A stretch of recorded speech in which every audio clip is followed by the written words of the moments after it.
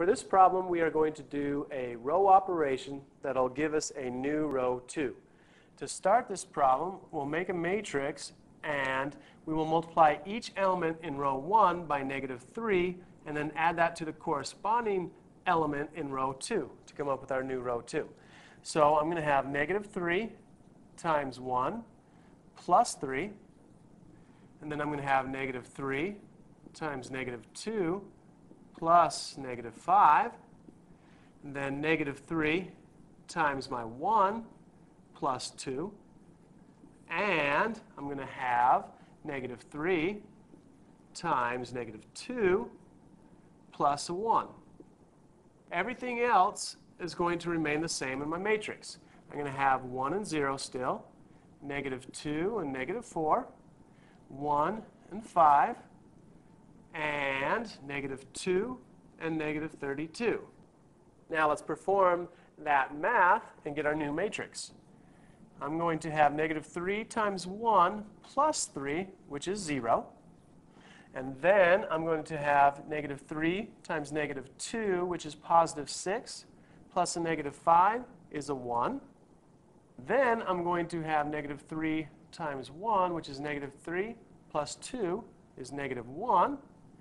And -3 times -2, which is 6, plus 1 is 7. Everything else in my matrix will remain the same. So 1 and 0, -2 and -4, 1 and 5, -2 and -32. And this is our new matrix after we perform the new row operation. For this problem, we are going to perform a row operation to come up with a new row 3. The row operation is going to be to multiply each element in row 2 by 4 and then add that to each element in row 3. So let's make a new matrix and show the mathematics behind this row operation. So our row 3 will be 4 times my row 2 plus my row 3, and then 4 times my row 2 plus my row 3, 4 times my row 2, and then plus my row 3, and 4 times my row 2 plus my row 3. Everything else in my matrix will remain the same. So I'm going to have 1 and a 0, -2 and a 1, 1 and -1, -2 and 7.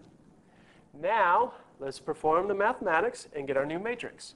So my new matrix is going to be, for my third row, it's going to be 0, and then 4 plus a -4 is another 0. -4 plus 5 is 1. And then I will have 28 plus a -32 is -4. And everything else in the matrix remains the same. So I'm going to have 1, 0, -2, 1, 1, -1, and -2, 7. After performing the row operation to get a new row 3, this is our matrix.